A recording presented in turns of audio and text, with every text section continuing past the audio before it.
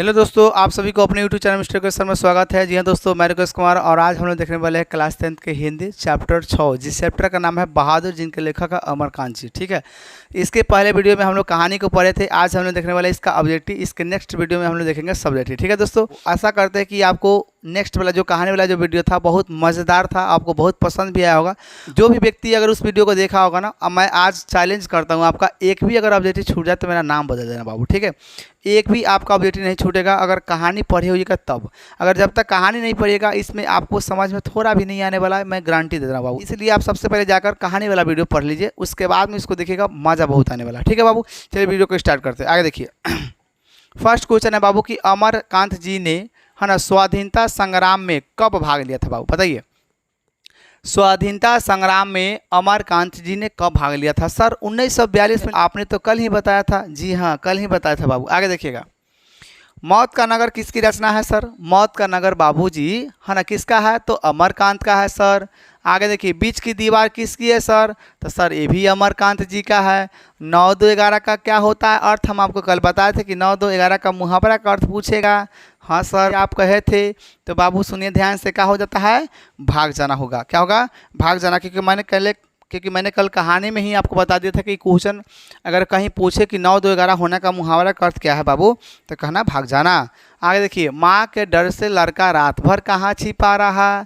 Sir माँ के डर से ना लड़का रात भर जंगलों में छिपा रहा। कहाँ रहा बाबू? जंगल में छिपा रहा। लेखक की पत्नी के रिश्तेदार किस दिन को आए थे बाबू, बताइए तो। सर आपने बताए थे कि रविवार को आया था जी। किस बार को आया था?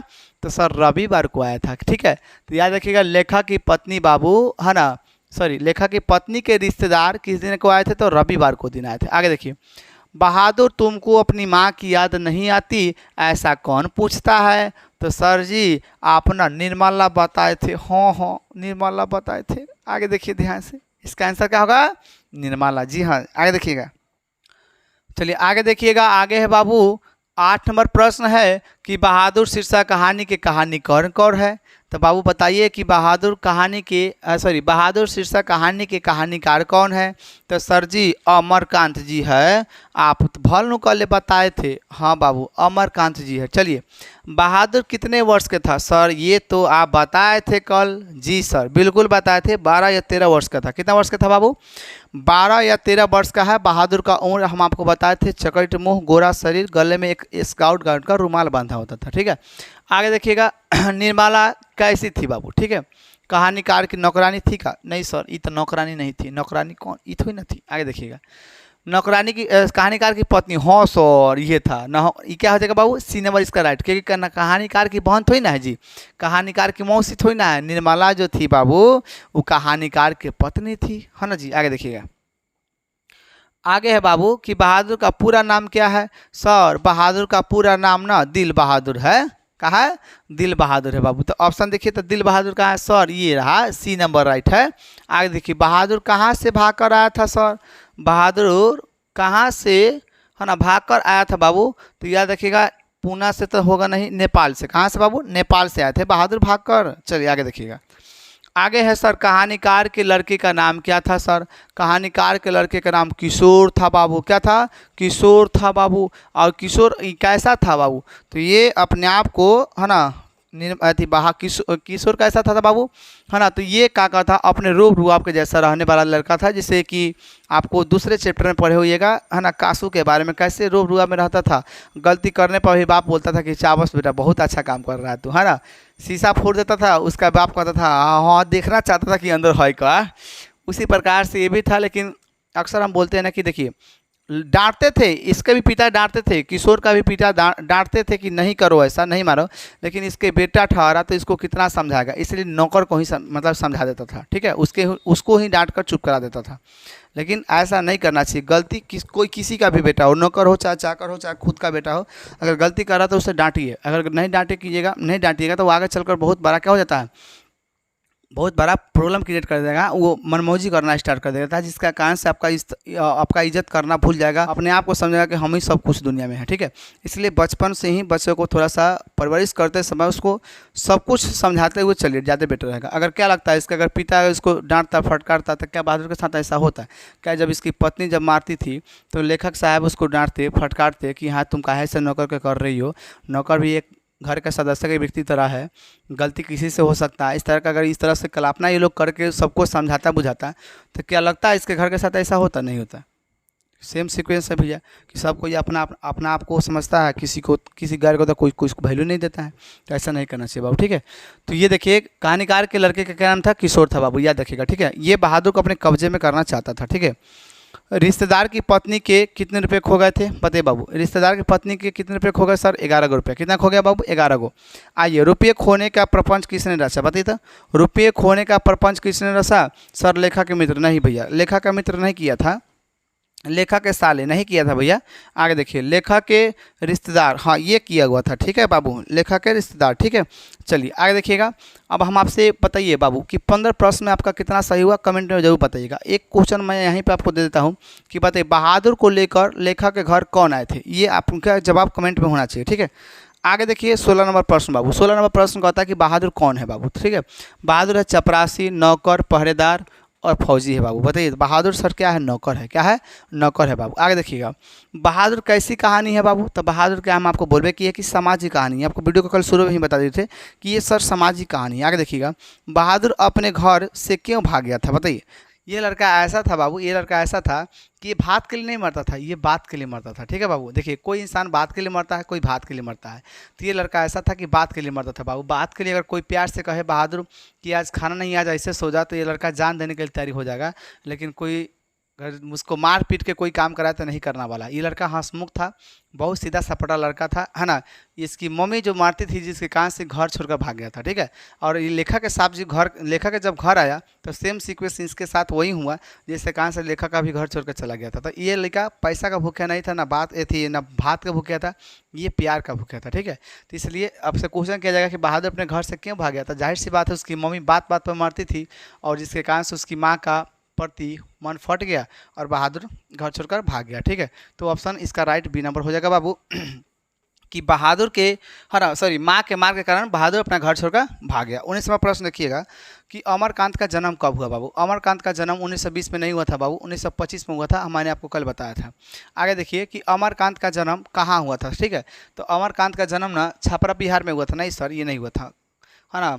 खगड़िया बिहार नहीं सर, इलाहाबाद बिहार नहीं सर। ऑप्शन इसका राइट हो जाएगा बाबू, बलिया उत्तर प्रदेश में इनका जन्म हुआ था। किसका? अमरकांत का। आगे देखिएगा 21वां प्रश्न है बाबू, 21वां प्रश्न, अमरकांत को किस कहानी लेखन के लिए, है ना, पुरस्कृत किया गया था? ठीक है बाबू, बताइए।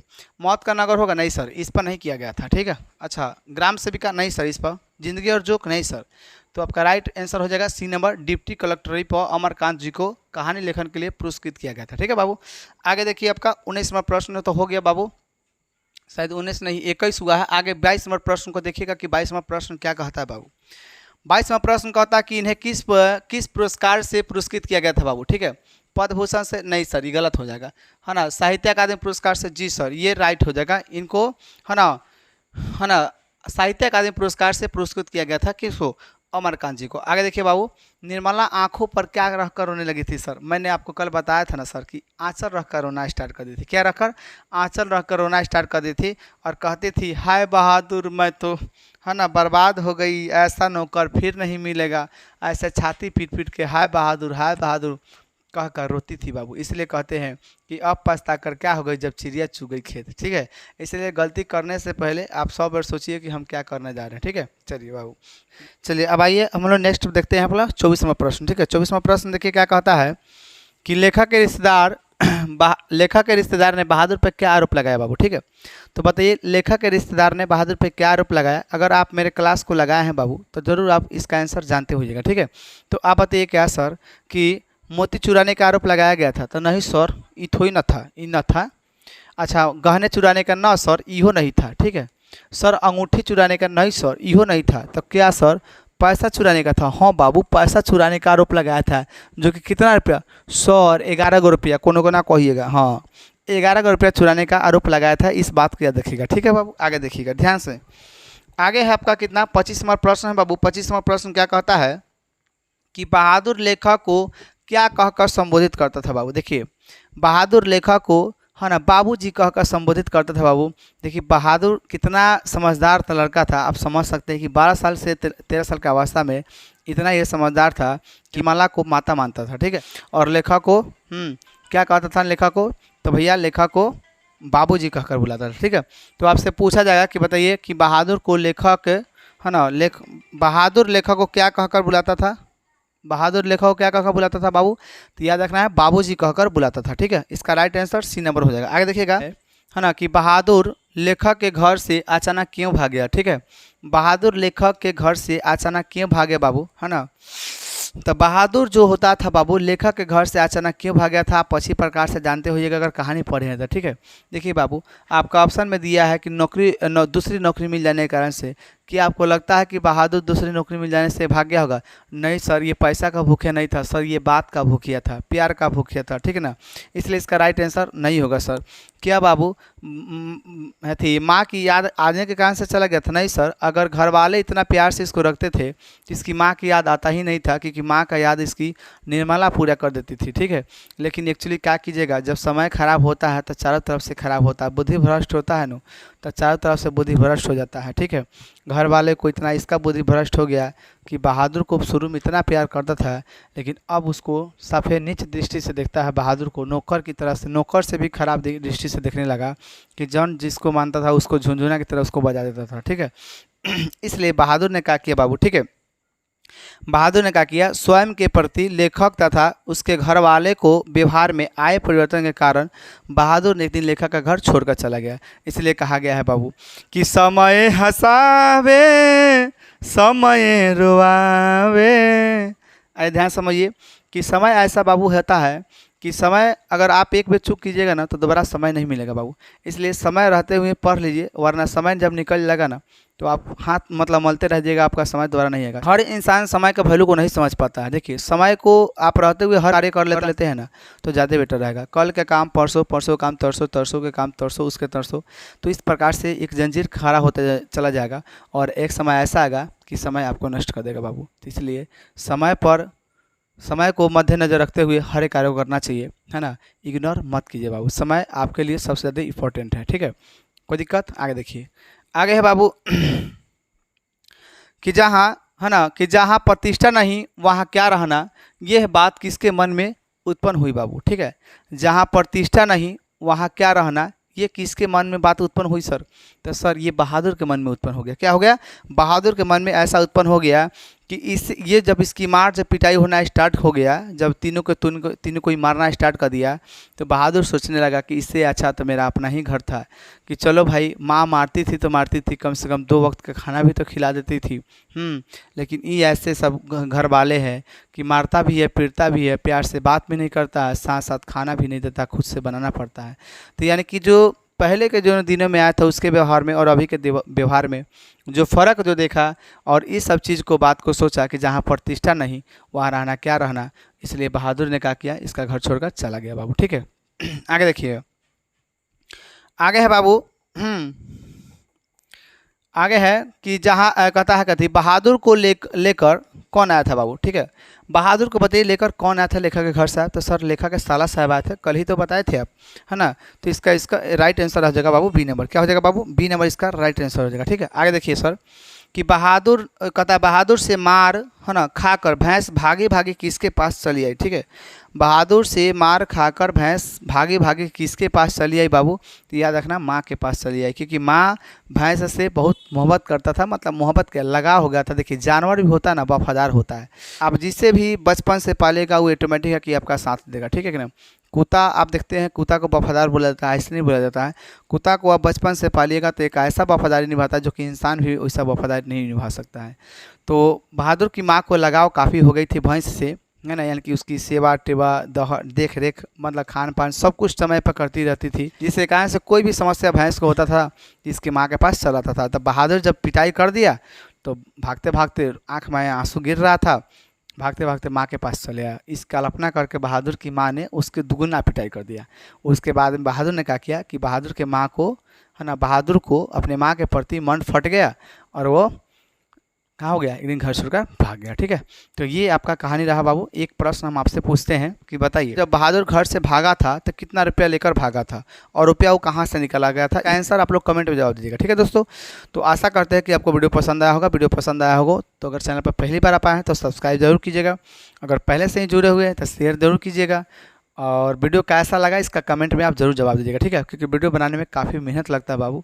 आप समझ सकते हैं कि सब कुछ मुझे अकेला ही करना पड़ता है, इसलिए आपका एक दायित्व बनता है। वीडियो कैसा लगा, ख़राब लगा या अच्छा लगा, जो भी लगा आप कमेंट में बताइए। जो कमियां होगी हम सुधारने की चेष्टा करेंगे। अगर अच्छा रहेगा तो कोई बात नहीं है कि नहीं? Okay, all the best. मिलते हैं नेक्स्ट वीडियो के साथ। तब तक bye bye, good night, all the best.